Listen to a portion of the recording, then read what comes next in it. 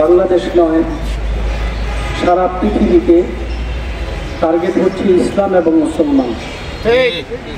ইসলাম এবং মুসলমানরা হচ্ছে টার্গেট। সমস্ত বিধর্মী ইসলাম বিদ্বেষীরা একত্রিত হয়ে ইসলামকে ধ্বংস করার জন্যে যুগে যুগে পায়তারা করছে, এখনো করছে, ভবিষ্যতেও করবে।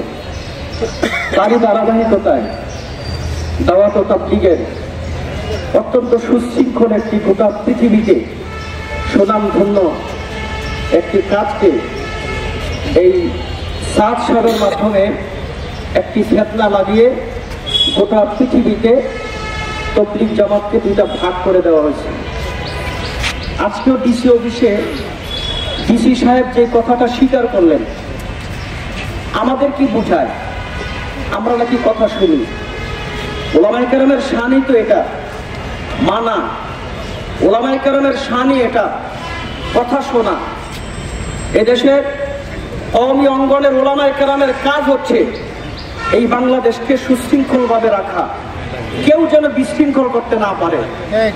কেন্দ্রীয়ভাবে সিদ্ধান্ত, স্বরাষ্ট্র মন্ত্রণালয়ের সিদ্ধান্ত, গোটা বাংলাদেশের কোথাও এরা ইজতেমা করতে পারবে না, কোথাও কোনো ইজতেমা হবে না বিশ্ব ইজতেমার আগে। কিসের জোরে, কিসের কারণে এরা ডিসিকে বাইলট করে, আইন শৃঙ্খলা কাহিনী রক্ষাকারীকে বাইলট করে, এদেশের জনসমুদ্র আলেম আমাদেরকে বাইলট করে তারা ২৫০০-এ ঢুকেছে? এই প্রশ্ন আমরা ডিসির কাছে রাখতে চাই। বলেন আমাদেরকে।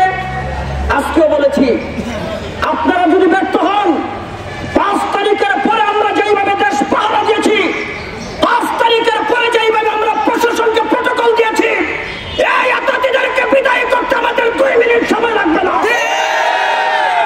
এরপরও কেন করছি না? আইনের প্রতি শ্রদ্ধাশীল। আজকে ঘোষণা দিবেন আমাদের কেন্দ্রীয় নেতা মুফতি বশিরুল্লাহ সাহেব, ঘোষণা দিবেন কি করতে হবে বলবেন। আমরা সমাবেশ করেছিলাম, সেখানে তাদের টনক নড়ে নাই। এরা মনে করেছে এখন আঙ্গুল সোজা আছে, এশার নামাজের পর থেকে আমরা আঙ্গুল বাঁকা করতে বাধ্য হব। সিদ্ধান্ত আপনি নেন।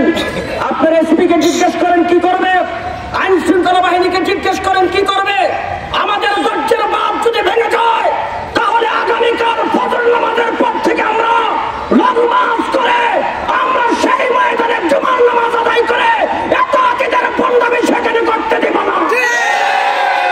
সংগ্রামী সাথী বন্ধুগণ, আমরা এখনো বলছি আমরা আইনের প্রতি শ্রদ্ধাশীল। আপনারা যদি এই জিনিসটাকে সুন্দরভাবে আপনারা হ্যান্ডেল না করতে পারেন, তাহলে আমরা ভিন্ন পথে যাব। সমস্ত সাথী ভাইদেরকে এখনো ধৈর্য ধারণ করার অনুরোধ জানাচ্ছি।